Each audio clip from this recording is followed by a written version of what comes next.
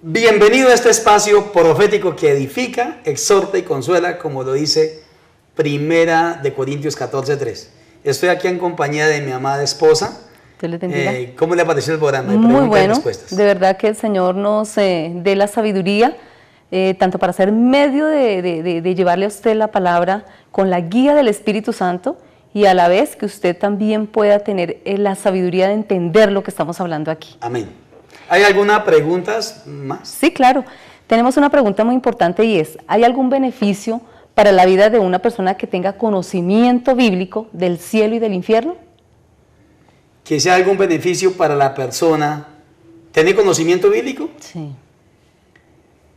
A la persona le beneficia a su vida tener conocimiento bíblico siempre y cuando de la existencia del cielo y del infierno, ¿no? Tener conocimiento bíblico de la existencia del cielo y del infierno, siempre y cuando haya recibido a Cristo como Señor y Salvador personal, se haya arrepentido de sus pecados, viva en santidad y obedezca la palabra.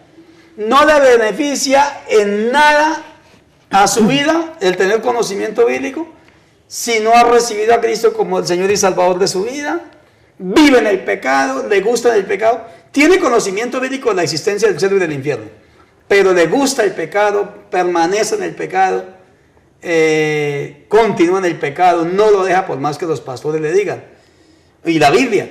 Entonces a ese de nada le beneficia tener conocimiento bíblico, ¿sí?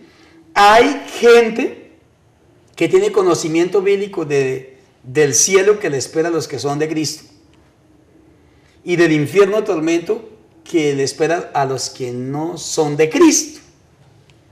Vive la palabra. Entonces, cuando yo vivo la palabra, el conocimiento del cielo y del infierno me ayuda a tener temor de Dios.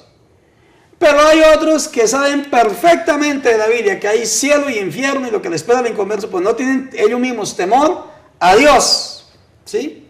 Estos son hipócritas, ¿sí me entienden? Mire, estamos viendo, Jacqueline, estoy viendo un flagelo en los pastores. Hay pastores que dicen no a la brujería, no a la hechicería y hablan contra todo eso, pero ellos en las prédicas la impulsan. Hay predicadores hablando del infierno, que es un lugar de tormento, fuego y castigo y que debemos de apartarnos del pecado, pero ellos están en el pecado y cuando mueran irán al infierno. No todo el que hable del cielo y del infierno se salvará. Hay gente hablando del cielo y del infierno continuamente, pero ellos al morir también irán allá, porque no están viviendo la palabra, están manipulando, ¿sí? Entonces de nada le sirve si usted tiene conocimiento bíblico del infierno, habla del infierno, predica contra el infierno, predica dejar el pecado, pero usted es un bandido predicando la palabra. Entonces ese conocimiento de nada le beneficia a su vida. Lucas 12, 45 al 48, ¿qué dice? Mas si aquel siervo dijera en su corazón, mi señor tarda en venir, y comenzara a golpear a los criados y a las criadas, y a comer y beber y a embriagarse, vendrá el señor de aquel siervo en día que éste no espera, y a la hora que no sabe, y le castigará duramente, y le pondrá con los infieles. Aquel siervo que, conociendo la voluntad de su señor, no se preparó, ni hizo conforme a su voluntad, recibirá muchos azotes. Mas el que sin conocerla hizo cosas dignas de azotes, será azotado poco. Porque a todo aquel a quien se haya dado mucho, mucho se le demandará, y al que mucho se le haya confiado, más se le pedirá. Si usted lee Lucas 12, 45, 48, uno que conoció la voluntad de Dios, o sea, conocía la palabra, y otro que no conoció la palabra de Dios. Entonces el que conoció la palabra, pero no vivió la palabra, no le hizo caso a la palabra, cuando vaya al infierno, recibirá mayor condenación. Y vaya listando Santiago 3:1.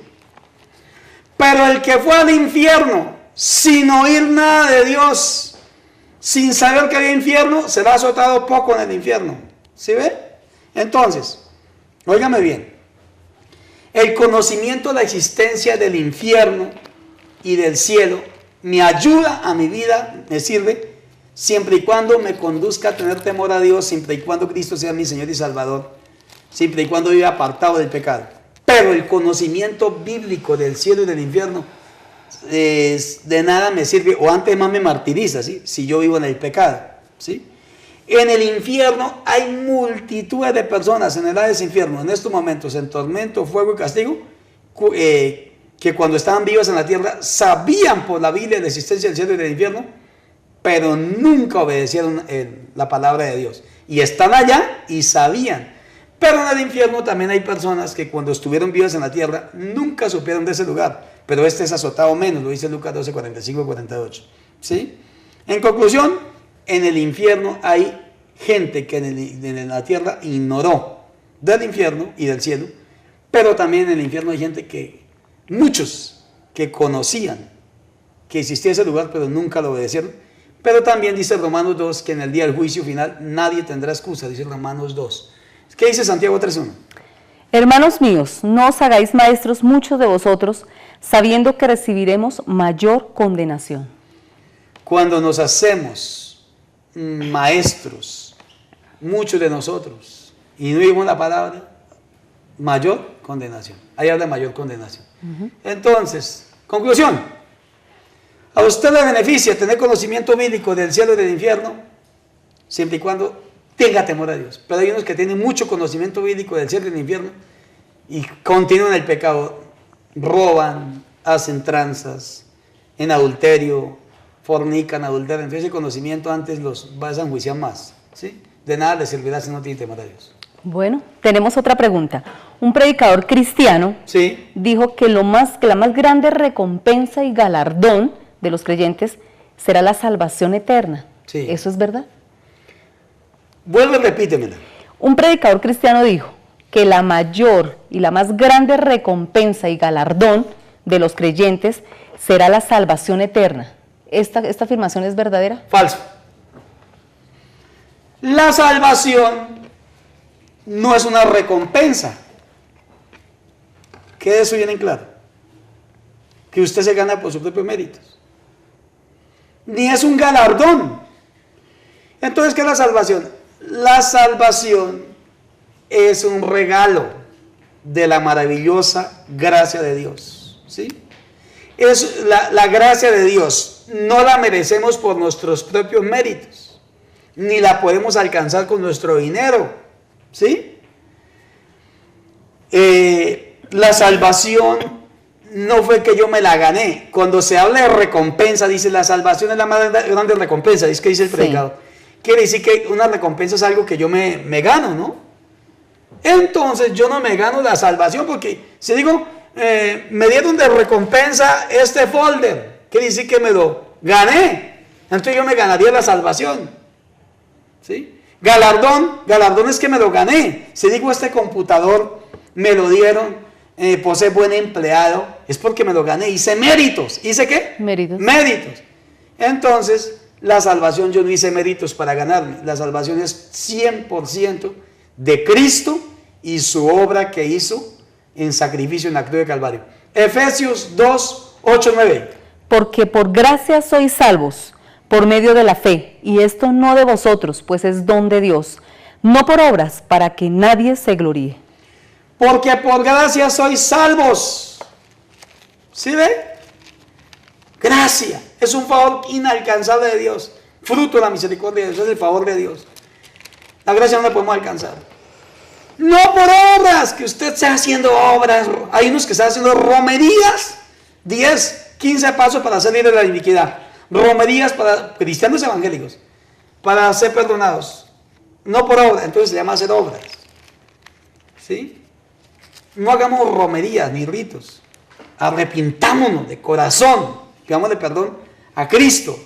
La Biblia dice que si confesamos nuestros pecados, Él es fiel y justo para perdonar nuestros pecados y limpiarnos de toda maldad. Entonces, no por obra para que nadie se gloríe. ¿Sí? Y dice que esto no es de nosotros. En cambio, un galardón es algo que yo me gané. ¿Sí? Una recompensa es algo que yo me gané. Y dice, esto no es de ustedes, es un regalo de Dios, la salvación. Efesios 2, 8, 9. ¿Qué dice Tito 3, 5?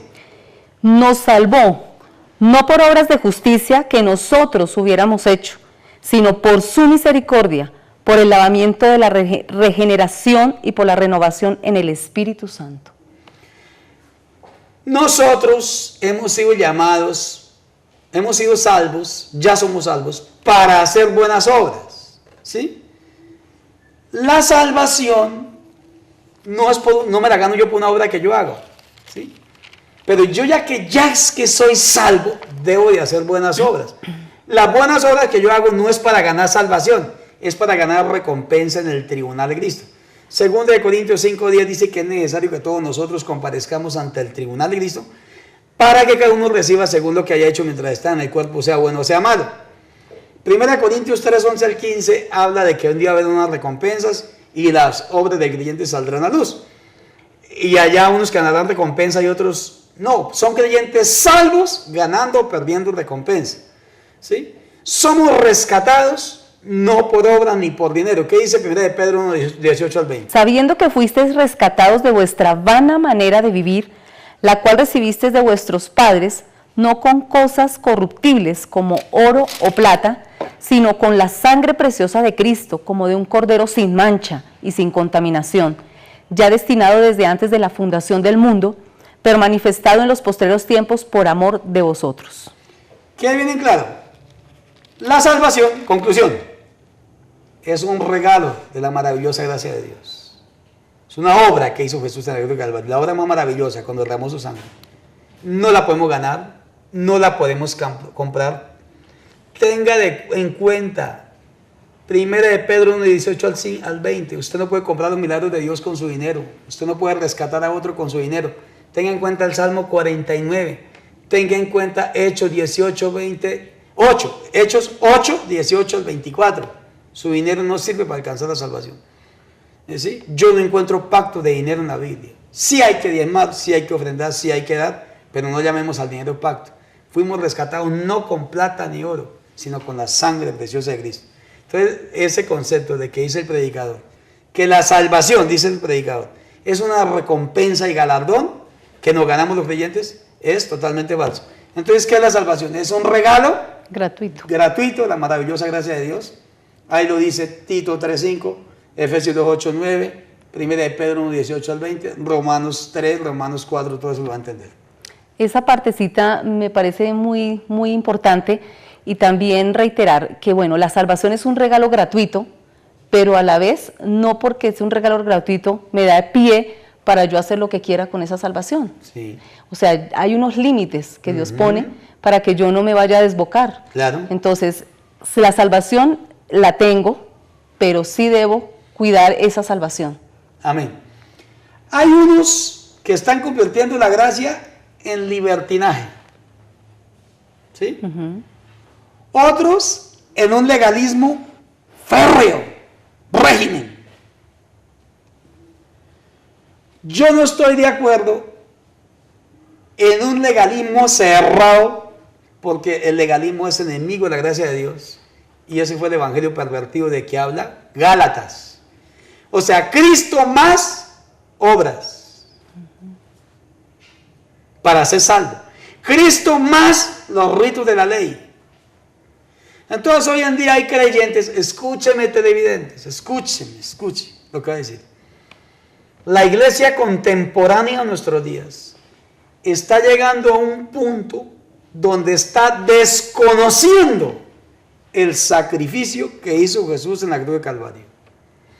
Para muchos predicadores, el sacrificio que hizo Jesús en la cruz de Calvario es importante, pero no basta. Hay que añadirle a la obra de Cristo. Esto es peligroso, esto se llama apostasía. Para otros se van al otro extremo. Ya Cristo lo hizo todo, entonces fumo, bailo, tomo, como no pierdo la salvación. Eso es lo que habla Judas y lo que habla Segunda de Pedro, de gente que convierte en libertinaje la gracia de Dios. Entonces la gracia de Dios es equilibrada. No le da espacio al libertinaje, no. Hay una libertad que nos da. Gálatas 5:1. ¿Qué dice Gálatas 5:1? Pero también hay un libertinaje que condena. Segunda de Pedro 2. Judas, ahí habla de un libertinaje. Entonces, equilibrio. ¿Sí? No da facultad para pecar, pero tampoco es un régimen totalitario que ya usted no pueda ni siquiera salir de un parque porque es pecado. No puede hacer ningún deporte porque es pecado. Y el otro es el libertinaje, que haga todo lo que quiera, que eso ya no es pecado, que ya Cristo lo perdonó. Entonces, la gracia de Dios es equilibrada, no comulga con los extremistas. ¿Qué dice Gálatas 5:1? Estad pues firmes en la libertad con que Cristo nos hizo libres, y no estéis otra vez sujetos al yugo de esclavitud. Hay una libertad que viene de Cristo. No debemos de volver al yugo de esclavitud del libertinaje, ni del legalismo. ¿Sí? Entonces, cuando el predicador dice es un galardón, es un legalismo que no está predicando. Es una recompensa, o sea que me la puedo ganar. Está predicando un evangelio adulterado. Pero cuando oigo otros predicadores, haga lo que quiera, que ya la salvación no se pierda, está predicando estilo como lo de oración fuerte al Espíritu Santo y como lo de creciendo en gracia, ¿sí? Entonces, cuidado que no podemos convertir en libertinaje la gracia de Dios. El evangelio es equilibrado. Y así que la salvación es un regalo de ese costosísimo sacrificio que Jesús pagó con su propia vida, ¿sí? No podemos elevar el dinero al nivel del sacrificio de Cristo. El sacrificio de Cristo basta y es suficiente para limpiarnos del pecado. Bueno, se me acabó el tiempo. Continuamos después en preguntas y respuestas. Llame y consúltenos sus preguntas.